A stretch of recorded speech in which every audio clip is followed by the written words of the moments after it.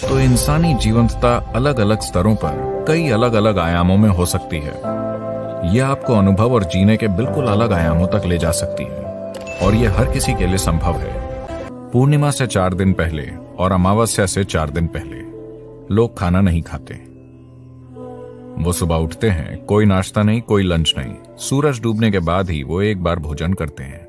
इसका उद्देश्य है सिस्टम को अपना तालमेल ठीक करने की अनुमति देना। अगर आप ये छुट्टी देते हैं तो यह आपकी सेहत के लिए और आपके शरीर के काम करने के तरीके के लिए बहुत अच्छा होगा, क्योंकि खुद को ठीक करने के लिए सिस्टम को वो समय चाहिए। हर दिन भोजन ये शरीर के लिए बहुत मेहनत का काम है।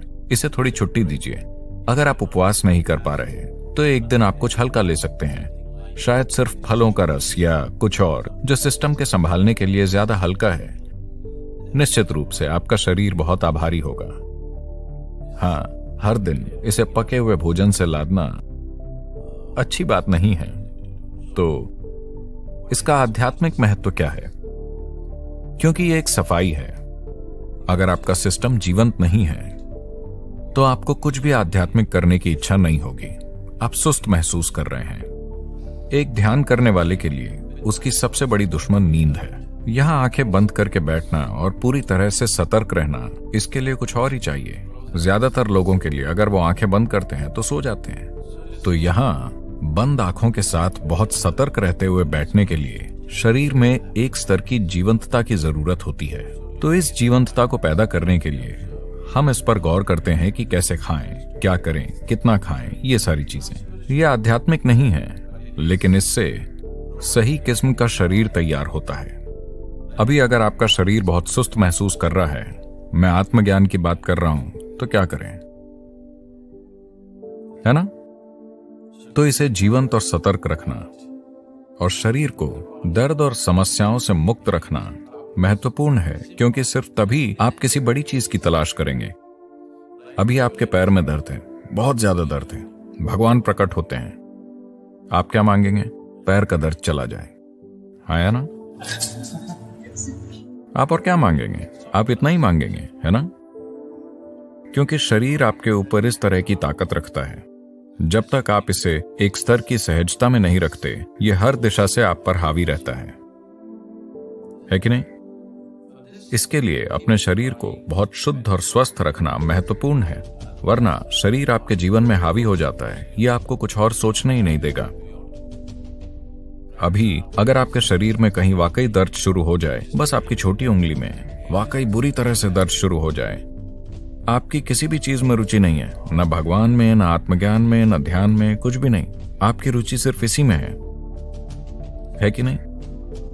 तो इसमें उस तरह की ताकत है, तो आपको इसे खुश रखना होगा। सिर्फ तभी ये आपको कुछ और करने देगा, वरना ये आपको कुछ नहीं करने देगा। तो उस संदर्भ में बीच बीच में उपवास रखना, शरीर को छुट्टी देना ताकि वो खुद को ठीक कर सके, अपनी जीवंतता वापस ला सके, ना कि भोजन के साथ सुस्त बन जाए, ये महत्वपूर्ण है।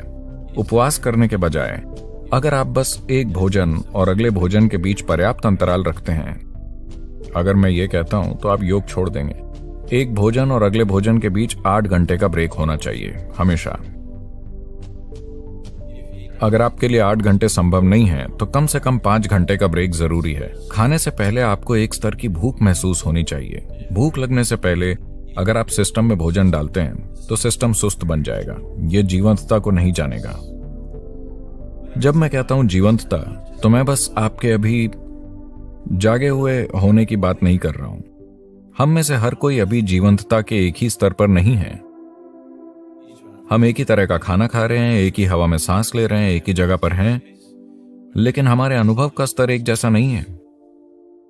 इस पल मैं अपने भीतर जैसा हूं, उसे मैं दुनिया की किसी भी चीज के साथ नहीं बदलूंगा।